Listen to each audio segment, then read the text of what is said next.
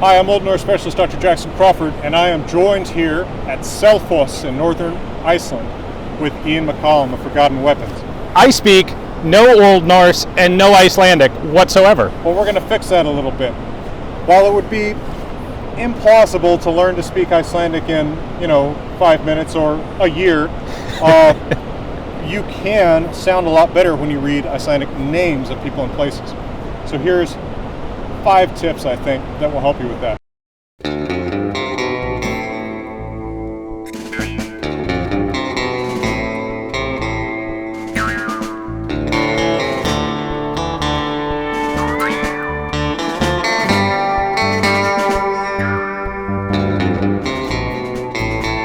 First one, always emphasize the first syllable pretty strongly. Icelandic has a lot of long words, but even though in English we would typically accent those later in the word, Icelandic will always emphasize them the very first syllable. Okay. So, for example, the name of the waterfall just down the river here is Dettifoss, right? Not something like Dettifoss or Dettifoss. Dettifoss. Another one that comes up is the big city of northern Iceland, Akureyri. Akureyri? Akureyri, yeah, you sound good. Akureyri. Yeah, it's not Akureyri or Akureyri. Yeah. Always that first syllable. That seems suspiciously simple and easy to remember. Yes. Actually, interestingly, the same rule in Finnish, which also has a lot of words, right? A lot of multisyllabic words. A lot of words. Most of them just do. All right, another one. Of course, we talked about the letters Thorn and Ed. Right. Which are on the screen right here, and you're imagining them perfectly in your mind. Thorn, the one that looks more like a P, Ed, the one that looks a little bit like an O with a weird X over it. These express the sound that we write in English with TH with slightly different variations. My trick for teaching this is this. Touch your fingers to your vocal cords. Okay. Hiss like a snake. Okay. Buzz like a bee. Okay. And feel when you make the Z that your vocal cords vibrate. Vibrate, absolutely. That's also the difference between these two TH sounds. Okay. Yeah. Okay. So when your vocal cords are vibrating, like when you say then, that's Ed. When they're not vibrating, like when you say thin. Thor. Yeah, Thor. Yeah, exactly. Which in Icelandic is spelled Thorn. Long O-R. Yeah. Thor. That's Thorn. That's okay. Thorn. Yeah. Okay. As opposed to like that suffix staðir. Staðir, yeah. Staðir, yeah, which means places, and you see that in the names of lots of places. Egilsstaðir, Thorsteinstaðir, etc. Yep. Okay. All right, here's another one. L's and N's do weird things. So when you see 2 L's, it's not L, it's TL. Okay. So to fall in Icelandic is spelled F-A-L-L-A. Okay. Looks like English fall with an extra A. Falla. Yeah, but it's fatla. Fatla. Yeah. Everyone does weird things with double L's, like every language. Spanish too. Yeah, it actually is L is kind of an unstable sound in historical linguistics. Okay.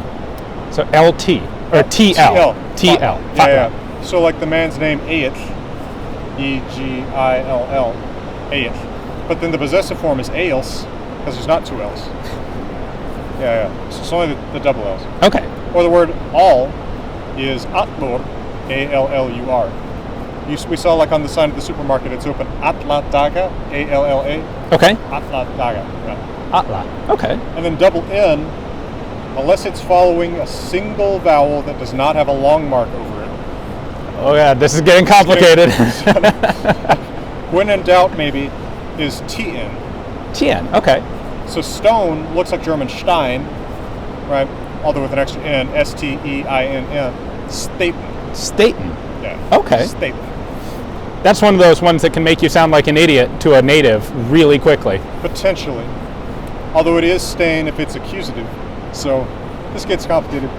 When in doubt, T-N-T-L. Yeah. Okay. Now this bleeds into the next thing, which is that K's, T's, P's do weird things.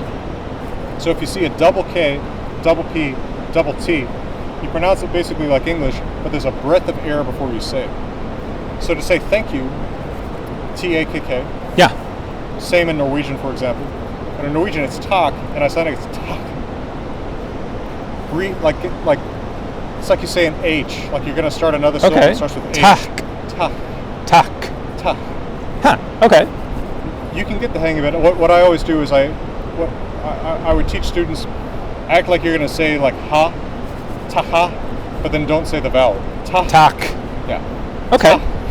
Yeah. Or to drink, D-R-E-K-K-A. Drekka. Drekka. Yeah. Drekka. Okay. That's an unusual sort of pronunciation thing. Yes. It is pretty unique to Icelandic, Faroese, and Scottish Gaelic. Okay. So all languages around the North Atlantic. It does not occur on the continent in Scandinavia, so it is possible that it is a linguistic fossil of the Gaelic-speaking slaves in Interesting. Iceland and the Faroes. Yeah, Okay. I think it's a neat, Yeah, that's neat cool. possibility. That same breadth of air is triggered. This is why this connects to L and N. If an L or an N follows K, P, or T. Okay. So water, V-A-T-N. Vatten. Yeah, Vatn. So we're in Vatna Jökull, which has the breath of air before the T, and then the TL is LL. They're seeing this on screen. You're imagining it.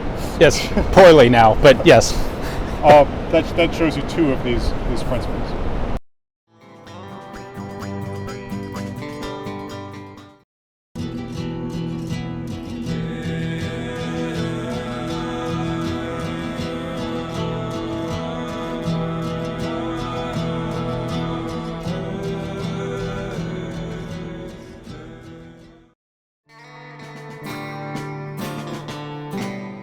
Okay, so we got four things. Stress the first syllable. Yep. Thorn and Ed, which are the TH sounds. L's and N's do weird things. K, P, T do weird things. My last of my top 5 points is that long A, so A with a macron over it, is ow. Ow. Yeah. Okay. And this is really counterintuitive for speakers of most European languages, right? Because like that seems like a lot to give to just a letter A.